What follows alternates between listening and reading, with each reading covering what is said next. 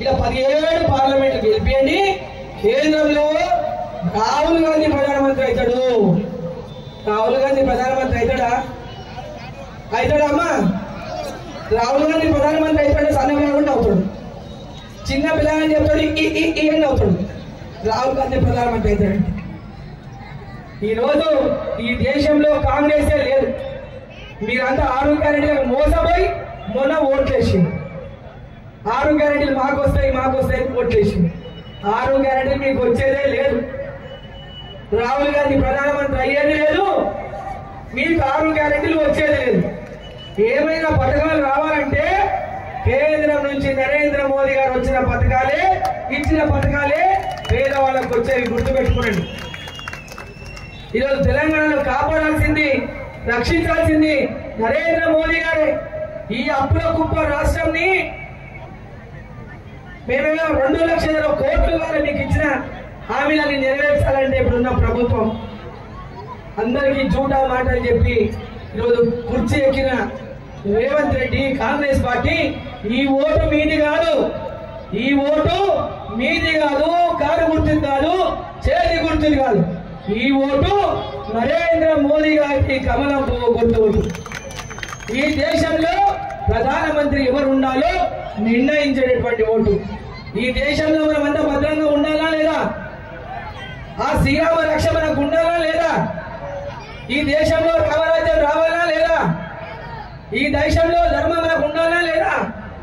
ఈ రోజు ధర్మం 4 పాదాలు నడవాలన్నా, రామరాజ్యం ఈ దేశంలో రావాలన్నా, ఈ దేశానికి శ్రీరామ రక్ష ఉండాలన్నా నరేంద్ర మోదీ గారు ప్రధానమంత్రి అయితేనే మన యొక్క భవిష్యత్తు. రైతులు కానీ, మహిళలు కానీ, యువకులు కానీ, ఏ కులమైనా ఏ మతమైనా మనందరము కూడా ఈ దేశంలో క్షేమంగా ఉండాలి, ఈ దేశంలో అభివృద్ధి చెందాలి, గ్రామం అభివృద్ధి కావాలి. ప్రతి పేదవాడు ఆర్థిక స్వతంత్రుడు కావాలంటే నరేంద్ర మోదీ గారు ప్రధానమంత్రి కావాలి. నరేంద్ర మోదీ గారు ఇస్తున్నటువంటి ప్రతి పథకం పేదవాళ్ళకు అందియాలంటే నరేంద్ర మోదీ గారు దేశంలో ఉండాలి. ఇక్కడ పాలమూరు నుంచి నేను పోటీ చేస్తున్నా.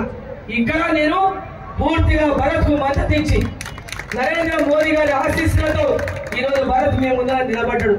ఒక యువకుడు పనిచేసే శక్తి ఉన్నటువంటి కేంద్రంలో నరేంద్ర మోదీ గారు అరుణమ్మని ఎక్కడ మంత్రి చేస్తాడో కేంద్రంలో గెలిస్తే అనే భయంతోన రేవంత్ రెడ్డి ముఖ్యమంత్రి అనేటటువంటి సోయి కూడా లేకుండా, ముఖ్యమంత్రి అనేటటువంటి ఆయన మర్చిపోయిన ముఖ్యమంత్రి ఇంకా గోడలకు పోస్టర్లు నేర్పించే రేవంత్ రెడ్డి అనుకుంటున్నాడు.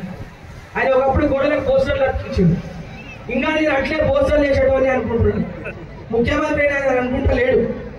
ఈరోజు నరేంద్ర మోదీ గారి యొక్క నాయకత్వంలో పాలమూరు ప్రజలంతా మోదీ మోదీ మోదీ మోదీ అంటున్నారు.